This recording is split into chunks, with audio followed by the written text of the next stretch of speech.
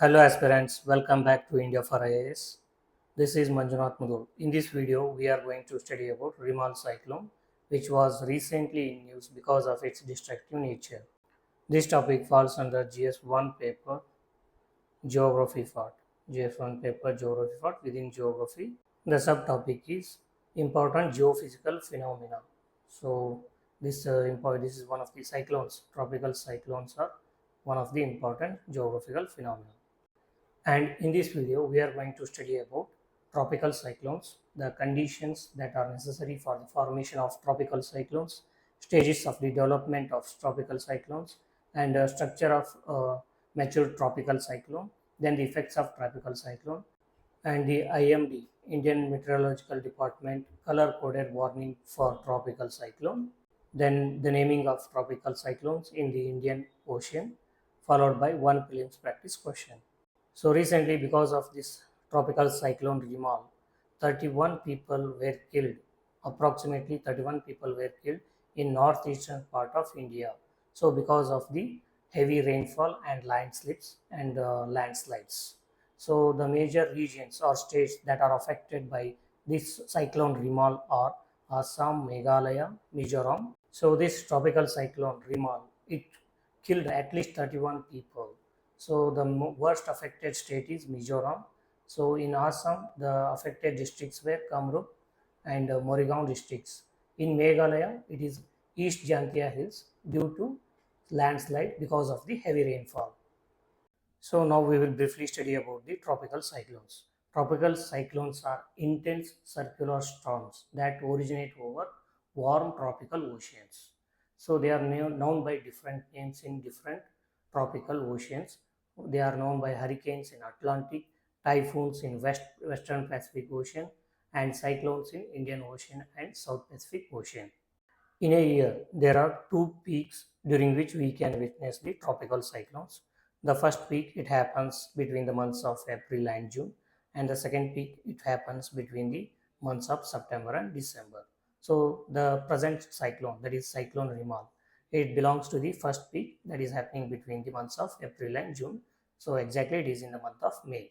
So usually tropical cyclones, they originate over the warm oceanic waters. So in this case, in the Indian Ocean, in the northern Indian Ocean, there are two regions where we can witness the formation of tropical cyclones.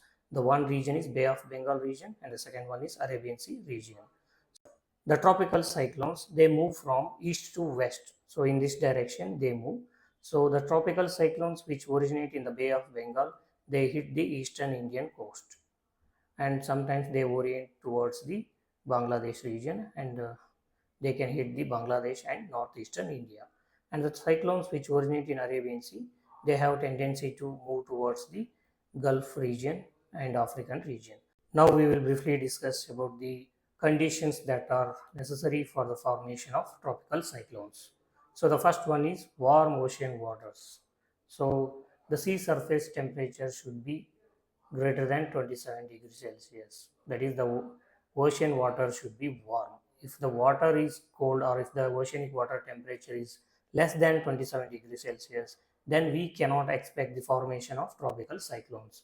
The first necessary condition is the warm oceanic waters and the temperature should be greater than 27 degrees Celsius. So the second condition is atmospheric instability. Instability means there should be a weather phenomena characterized by warm moist air which is rising, and this rising air, it creates the low pressure at the surface. So there should be a low pressure at the surface. So this is the one of the essential or necessary condition for the formation of tropical cyclones, low pressure at the surface. Then the third condition is high humidity. The humidity should be high. It means there should be a continuous supply of moisture to the air. Continuous supply of moisture to the air. So this is the one of the condition. If there is no moisture, then atmospheric instability. We cannot expect atmospheric instability. That means there will not be any condensation, then there will not be any evaporation, condensation on formation of the clouds because of condensation and precipitation. So if we have to expect there should be an atmospheric instability, then there should be a continuous supply of moisture to the air. And this continuous supply of moisture, it can only happen in the water bodies. Water bodies, so that is large water bodies like seas and oceans. Seas and oceans. So that's why we witness the tropical cyclones only in the oceanic water bodies, not on the lands. Then the fourth necessary condition is Coriolis force. This Coriolis force, it is necessary for the creation of cyclonic rotation. If there is no Coriolis force, then the rotation, cyclonic rotation will not happen. Wherever Coriolis force is negligible or zero, there we cannot witness the formation of tropical cyclones. For example, between 5 degree north and south of the equator, there the Coriolis force is negligible or zero. Because of that, we cannot witness any tropical cyclones forming at the equatorial region. The fifth necessary condition is low vertical wind shear. It means the wind shear means as the height or altitude increases, the wind speed and direction also changes. And this change in wind speed and direction with respect to height or altitude, it should be minimal. There should not be any greater changes in the vertical wind speed. If that is the case, then we cannot witness the formation of tropical cyclones. So these are the few necessary conditions for the formation of tropical cyclones. Next, we will move to the stages of the development of tropical cyclones. So following are the stages of the development of tropical cyclones. The first thing to develop is tropical disturbance, then tropical depression, then storm, then the formation of cyclone. So these are the stages in the development of tropical cyclones. So the first thing to develop is tropical disturbance. Tropical disturbance means a cluster of thunderstorms with weak surface winds. So this is the initial stage of the formation of tropical cyclone. So then the second stage is tropical depression. So this is an organized system of clouds and thunderstorms with a defined surface circulation and wind speeds range up to 61 km per hour. Then the third stage is tropical storm. So this is more organized compared to the tropical depression with wind speed ranging between 62 to 88 km per hour. Then the fourth stage is cyclone. So cyclone, it is also called as hurricane and typhoon. The wind speed exceeds 120 kilometers per hour. So this is a fully developed system. So this is called as tropical cyclone. So after studying the formation of the tropical cyclone or stages in the formation of tropical cyclone, we should study about the structure of a fully developed tropical cyclone. So the following figure, it represents the structure of a fully developed tropical cyclone. So the tropical cyclone, it usually contains an eye wall and rain bearing bands. So the eye region, it is a calm, clear center of the cyclone. So this region, it is calm and clear center of the cyclone.